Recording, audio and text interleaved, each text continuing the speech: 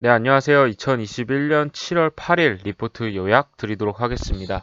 오늘도 6가지 리포트를 준비했고요. 실적 시즌이다 보니까 계속해서 실적 프리뷰 되는 그런 리포트가 나오고 있습니다. 먼저 첫 번째로는 첨보에 대한 리포트입니다. 유한타증권의 김광진님의 리포트를 참고했습니다.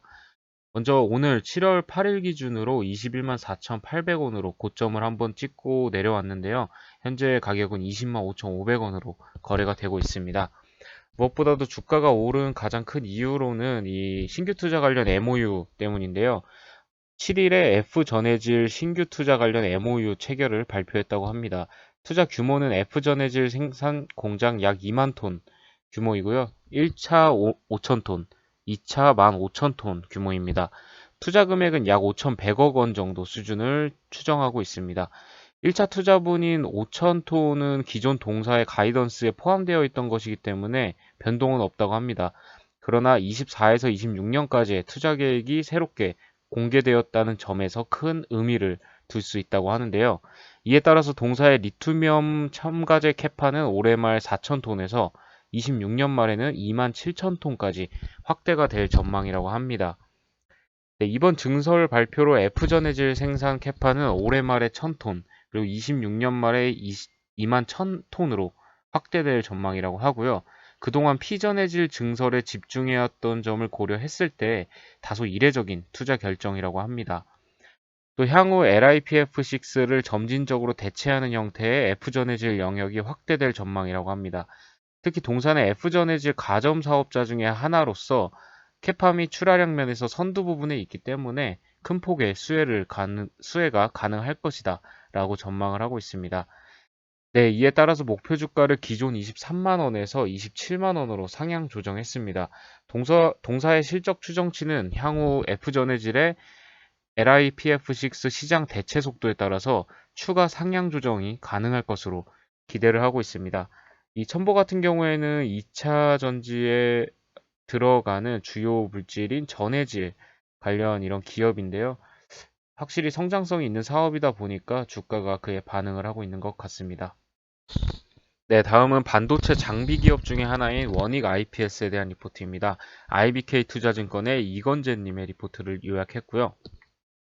네, 동사는 국내 장비 업체를 대표하는 기술력을 보유한 기업으로 기술적 난이도가 높은 반도체 전공정 장비 중에서 증착 분야에서 높은 경쟁력을 보유하고 있습니다.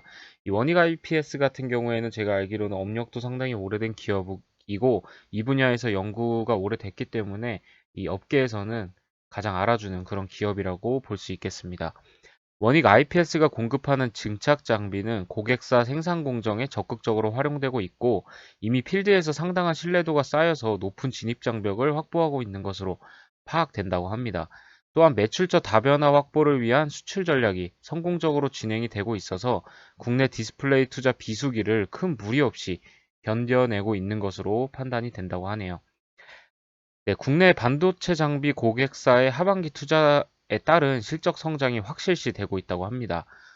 하반기 확대될 것으로 예상되는 D램, 낸드 투자에 이어서 비메모리 분야 투자가 시장에 높은 관심을 이끌 것으로 전망하고 있습니다. 비메모리 사업은 정부 그리고 국내 기업이 향후 성장 동력으로 집중 육성하고 있기 때문에 빠르게 투자 금액이 증가할 것으로 예상되고 있고요. 시장 참여자들은 비메모리 투자 수혜 기업에 프리미엄을 부여할 것으로 전망한다고 합니다. 이에 이 IBK 투자증권에서는 동사에 대한 커버리지를 게시하면서요. 투자 의견은 매수, 그리고 목표 주가는 6만 3천 원을 제시했습니다. 금일 장 종료되었고 현재 주가는 4만 7,900원 선에서 거래가 되고 있고요.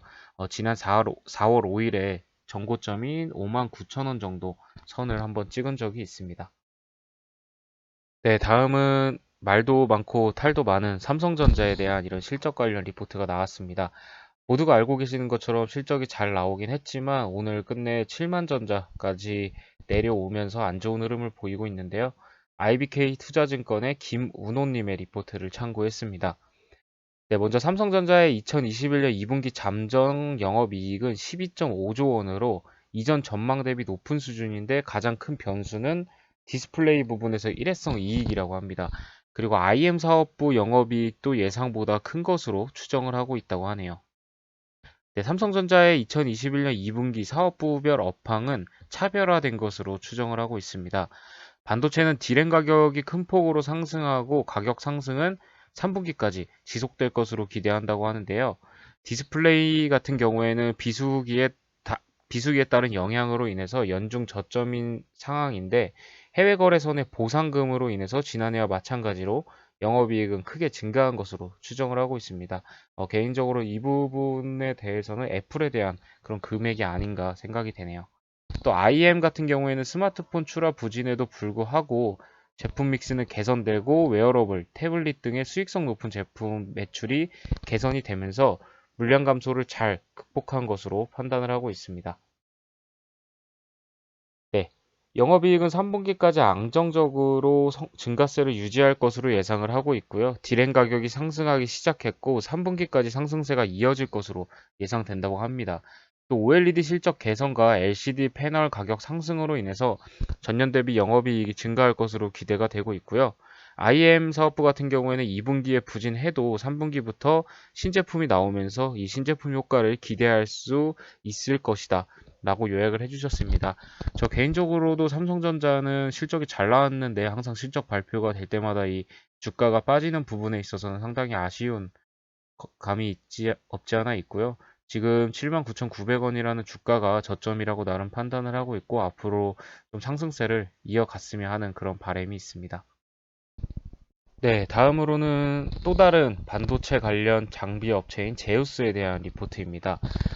실적이 먼저 나왔는데요. 2분기 연결 실적은 영업이 67억 원을 전망을 하고 있고 분기 증익 사이클 진입을 예상한다고 합니다.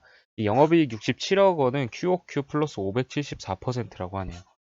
2021년 국내 반도체 투자 증가와 더불어서 습식 세정 장비, 타 장비 대비 상대적으로 리드 타임이 길기 때문에 이런 사이클 진입이 예상됐다고 보고 있고요. 반도체 장비 매출액은 760억 원으로 분기 최대 실적을 예상한다고 합니다. 네, 3분기 연결 실적을 살펴보면요. 영업이 125억 원으로 호실적을 전망한다고 하는데요. 2021년 국내 반도체 투자 사이클의 3분기 저점을 예상하고는 있지만 이 아까 말씀드린 리드 타임을 고려한다면 반도체 장비 매출액은 874억 원으로 증가할 것으로 보고 있습니다. 그리고 수익성 저하의 주요 원인이었던 연구개발비는 전액 비용 처리되는데요. 이 연구개발비 같은 경우에도 안정화되기 시작하면서 수익성 측면에서 업사이클에 진입할 것으로 전망을 하고 있습니다. 네, 총 요약을 해보면 2021년 전체 연결 실적은 영업이익 329억 원으로 YY 플러스 81%를 기록할 것으로 예상을 하고 있고요. 영업이익은 기존 대비 26% 하향 조정한다고 합니다. 즉시 세정 장비 국산화를 위한 업그레이드 그리고 신규 아이템 개발로 인해서 비용이 예상 대비 증가해서 비용 안정화 시점을 3분기로 조정했기 때문이라고 하네요.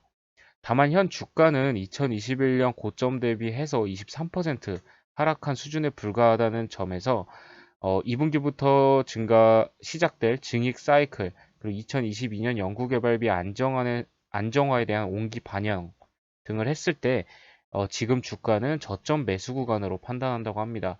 현재 주가는 25,300원이고요. 목표 주가는 43,000원을 유지한다고 하네요. 네, 다음은 에코 마케팅에 대한 리포트입니다. 하나금융투자의 이기훈님의 리포트를 참고했고요. 제목은 안다르, 기대하셔도 좋습니다. 라는 제목을 달아주셨습니다. 다들 아시는 것처럼 안다르 인수에 성공한 것으로 많이 알려져 있습니다. 본 기업은 대표적인 퍼포먼스 마케팅 기업이기 때문에 계속된 투자기에 따른 실적 부진으로 주가 역시 부진한 흐름이라고 합니다.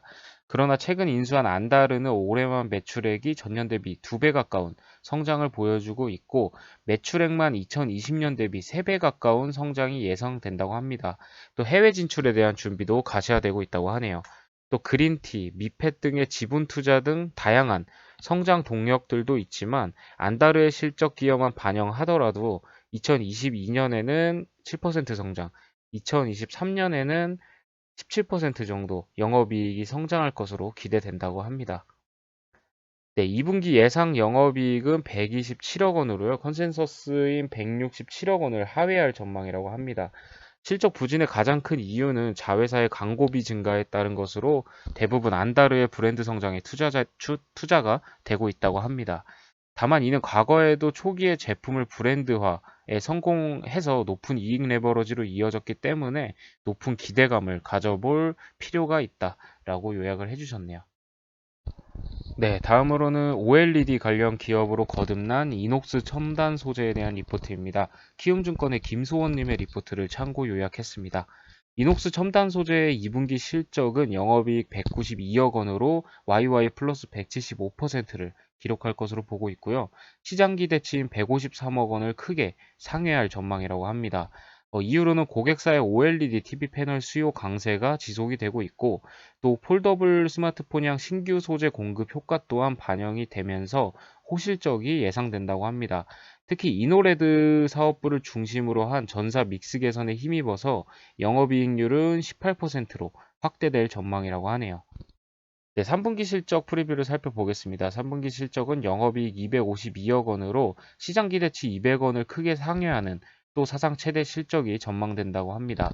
중소형 그리고 대형 OLED 패널용 소재를 공급하는 동사는 3분기 플래그십 스마트폰 출시 효과 그리고 OLED TV 판매 확대 효과를 모두 누릴 것으로 예상된다고 합니다.